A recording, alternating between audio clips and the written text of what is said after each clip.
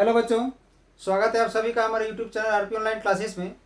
मैं आरपी यादव आज का इस क्लास में 11th क्लास फिजिक्स का चैप्टर ग्रेविटेशन से एक इम्पॉर्टेंट क्वेश्चन लेकर के आए हैं। तो क्वेश्चन है हमारा आज का कि अगर कोई भी ऑब्जेक्ट अर्थ की सरफेस से धीरे धीरे अगर ऊपर जाता है तो उस पर जो एक्सलरेशन जो लगता है यानी small g acceleration due to gravity का जो वैल्यू होता है वो किस प्रकार से वैरी करता है। ठीक है, अर्थ के सरफेस से कोई भी ऑब्जेक्ट अगर धीरे धीरे ऊपर राइज करेगा तो उस पर जो एक्सलरेशन ड्यू टू ग्रेविटी जो लग रहा है वो किस प्रकार से वैरी करेगा, किस प्रकार से चेंज होगा, इसके बारे में हम लोग देखेंगे। ध्यान दोगे।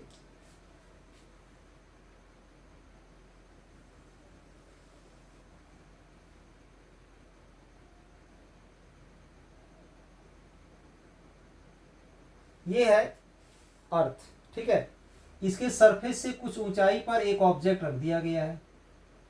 ये हाइट है इसका h और इसका रेडियस जो है अर्थ का जो रेडियस है वो हम r लेट कर लेते हैं। ठीक है, तो यहां पर लिखोगे m equal to mass of earth, small m equal to mass of a body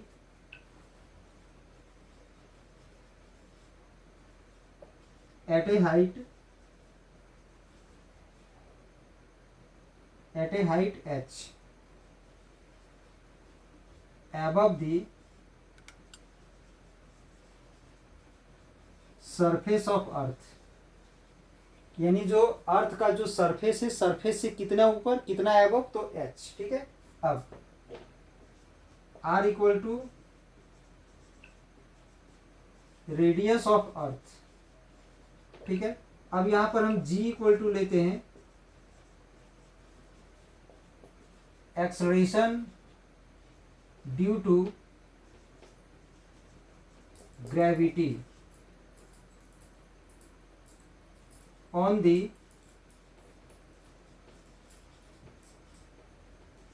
surface of earth, यानी अर्थ का सरफेस पर acceleration due to gravity.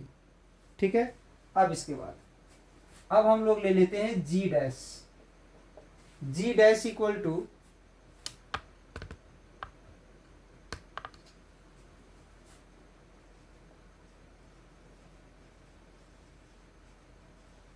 Acceleration due to gravity, acceleration due to gravity at a height h height पर उसका acceleration due to gravity. ठीक है, तो ध्यान दोगे।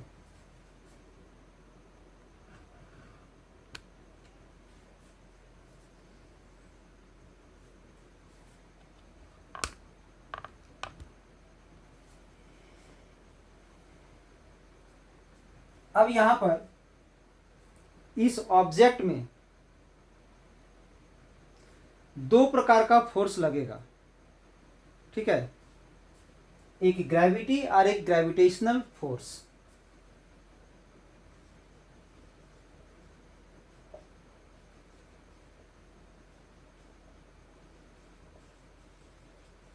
तो ग्रेविटेशनल फोर्स हो जाएगा capital G capital M small m by are plus H का square. By the Newton's law of gravitation में आप लोग पढ़े होंगे कि एक ऑब्जेक्ट यहाँ रहता है m1, एक ऑब्जेक्ट यहाँ रहता है m2, दोनों के बीच का डिस्टेंस रहता है r। तो यहाँ पर जो ग्रेविटेशनल फोर्स जो लगता है F equal to G into m1 into m2 by r square, ये फॉर्मूला होता है। इसी फॉर्मूला का हम लोग यहाँ पर यूज किए हैं। इस ऑब्जेक्ट का मास है कैपिटल M, इसका मास है हमारा स्मॉल m। तो m1 के जहाँ पर कैपिटल M हो गया और m2 के जहाँ पर स्मॉल m हो गया और इसका सेंटर और इसका सेंटर के बीच का डिस्टेंस r प्लस h हो गया। ठीक है, अब यहाँ पर ग्रेविटी पुल जो लगेगा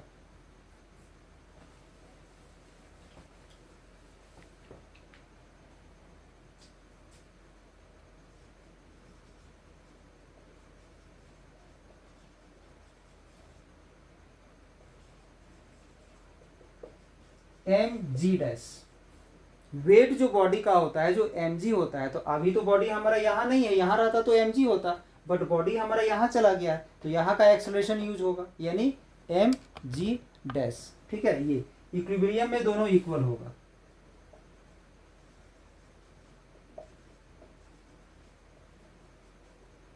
इक्विलिब्रियम में दोनों इक्वल होता है। M g dash equal to G capital M small m by are plus H का स्क्वायर। यहाँ से स्मॉल एम से स्मॉल एम कैंसिल हो गया, तो जी डैश का वैल्यू ये होता है, ये आ गया। और एक चीज बता दें आप लोग को, अगर कोई भी body on the surface of earth है तो उसके लिए एक्सेलरेशन ड्यू टू ग्रेविटी का वैल्यू पता होना चाहिए, g m by r square होता है। अब इन दोनों को हम लोग क्या करेंगे, तो डिवाइड करेंगे। ठीक है, तो ध्यान दोगे।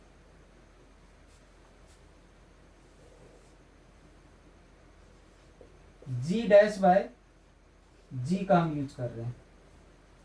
ठीक है, क्या निकाल रहे हैं, तो जी डैश बाय जी का वैल्यू निकाल रहे हैं।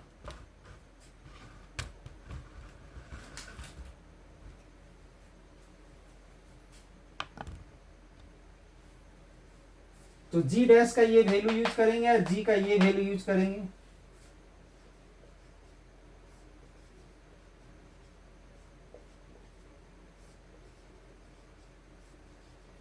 यहां से जीएम कैंसिल हो जाएगा, आर स्क्वायर ऊपर चला जाएगा।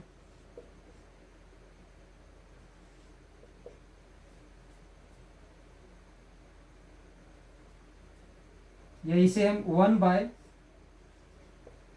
आर प्लस एच का स्क्वायर और डिवाइडेड बाय आर स्क्वायर ऐसा लिख सकते हैं।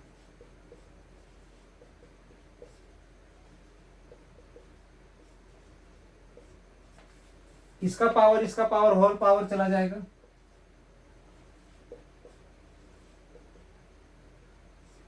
ये जो आर है, आर बाय आर तो 1 हो जाएगा और एच बाय आर बचेगा, 1 प्लस एच बाय आर ये बचेगा। इसे न्यूमरेटर में ले जाओगे तो 1 प्लस एच बाय आर का हो जाएगा पावर -2। इसमें बाइनोमियल एक्सपेंशन में एक फॉर्मूला पढ़ोगे आप लोग, ये जो पावर है यहां मल्टीप्लाई हो जाता है, 1 - 2h बाय आर ऐसा हो जाता है। अब यहां ध्यान दोगे, ये जो वैल्यू आया है, ये जो वैल्यू आया है 1 माइनस है, 1 में माइनस किया गया, इसका मतलब ये जो रिजल्ट है हमारा लेस देन 1 है, दैट इज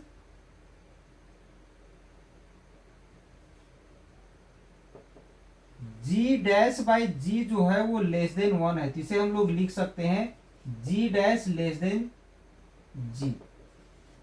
ये चीज यानी यहां का जो एक्सेलरेशन ड्यू टू ग्रेविटी है सरफेस वाले एक्सेलरेशन ड्यू टू ग्रेविटी से कम होता है।